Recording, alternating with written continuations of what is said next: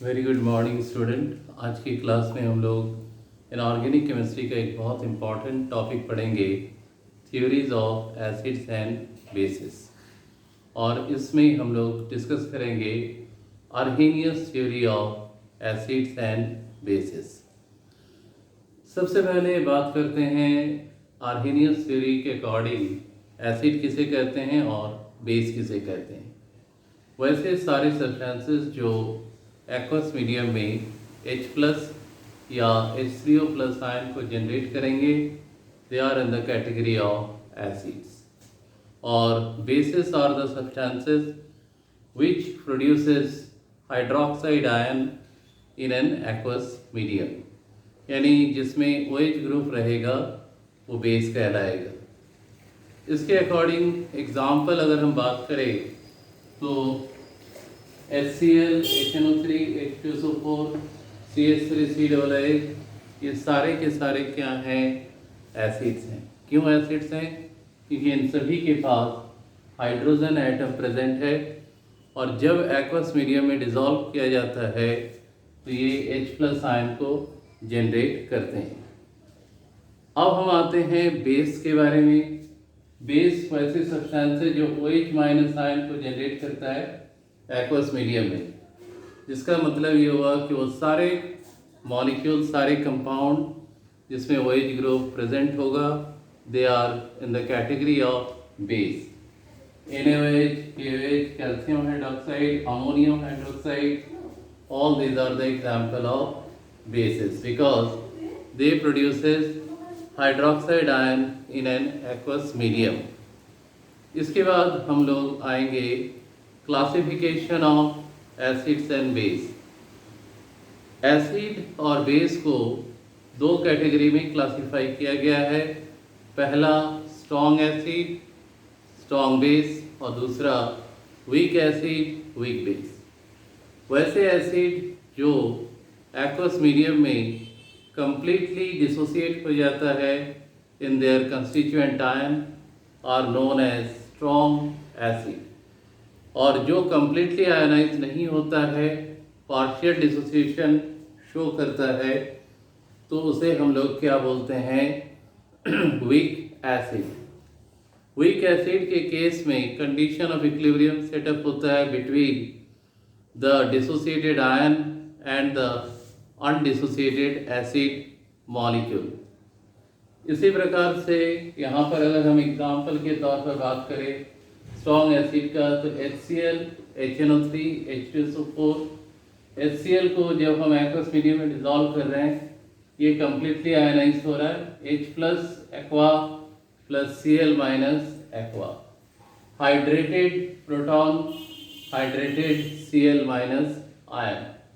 और weak acid के case में जैसे कि CH3COOH ये कम्प्लीटली डिसोसिएट नहीं होता है, तो एसिटेट आयन और H+ आयन जो कि आयन्स हैं और इस अनडिसोसिएटेड एसिड के बीच कंडीशन ऑफ इक्विलिब्रियम राइज करेगा।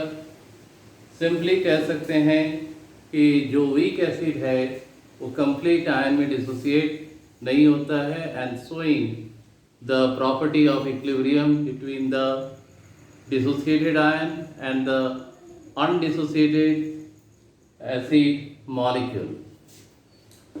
बेस को भी हम लोग दो कैटेगरी में क्लासिफाई करते हैं, स्ट्रॉन्ग बेस और वीक बेस। आंसर वही है कि वो बेस जो कम्प्लीटली आयनाइज हो जाता है, स्ट्रॉन्ग बेस, और जो कंप्लीट आयनाइज नहीं होता है, कंडीशन ऑफ इक्विलिब्रियम शो करता है, they are the example of weak base. Strong base में सोडियम हाइड्रोक्साइड, पोटासियम हाइड्रोक्साइड को हम ले सकते हैं। NaOH को जो हम डिसॉल्व करेंगे एक्वस मीडियम में, तो Na+ एक्वा और OH- एक्वा में क्या होगा? कन्वर्ट होगा। लेकिन वहीं पर वीक बेस जो हैं, जैसे magnesium hydroxide, calcium hydroxide, aluminium hydroxide, all these are the examples of weak base. जब इसको एक्वस मीडियम में डिसॉल्व करेंगे तो ये कम्प्लीटली आयनाइज नहीं होगा, condition of equilibrium rise weak base के कंडीशन में भी हम लोग को देखने को मिलता है। तो ये थ्योरी ऑफ आर्हेनियस जो कि एसिड और बेस को डिफाइन करता है। तो फर्स्ट थ्योरी था जो वाइडली एक्सेप्टेड हुआ to explain the properties of acids and bases और what are the acids and bases and how they are classified. हर थ्योरी की तरह इस थ्योरी में भी कुछ लिमिटेशन है, और वो लिमिटेशन ये है कि according to this theory the behaviour of a given substance whether it is acid और बेस डिपेंड्स अपॉन मीडियम। यानी HCl को हम एसिड तभी कह सकते हैं जब इसको एक्वस मीडियम में डिज़ोल्व करेंगे और ये H+ आयन को जनरेट करेगा। उसी प्रकार से NaOH को हम बेस तभी कह सकते हैं जब NaOH एक्वस मीडियम में डिज़ोल्व होने के बाद OH- आयन को जनरेट करेगा।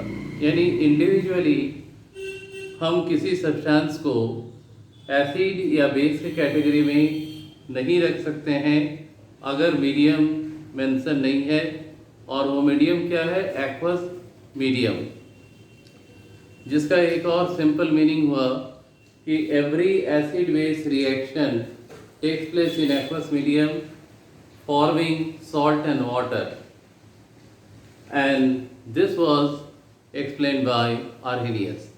तो पहला डिमेरिट या पहला लिमिटेशन यही है कि to explain acidic and basic property of a given substance medium is required. दूसरा सबसे इम्पॉर्टेंट पॉइंट ये है, there are many other acid base reactions are known which also takes place in medium other than water। तीसरा, बहुत सारे molecule ऐसे हैं जिनमें H या OH ग्रुप प्रेजेंट नहीं रहता है, जो H+ या OH- आयन को जनरेट नहीं करते हैं, फिर भी they are in the category of acids और बेस। जैसे अगर हम अमोनिया मॉलिक्यूल की बात करें, NH3 मॉलिक्यूल की बात करें, तो इसमें हाइड्रोजन है, इसको होना क्या चाहिए? एसिड, लेकिन इसका बिहेवियर क्या है? बेस। उसी प्रकार से CO2 कार्बन डाइऑक्साइड क्या है? ना इसमें हाइड्रोजन एटम प्रेजेंट है, ना OH ग्रुप प्रेजेंट है, फिर भी इसका बिहेवियर क्या है? Acidic. So these are the limitation of Arrhenius theory of acids and bases. I hope कि ये टॉपिक अच्छे से क्लियर हो गया है।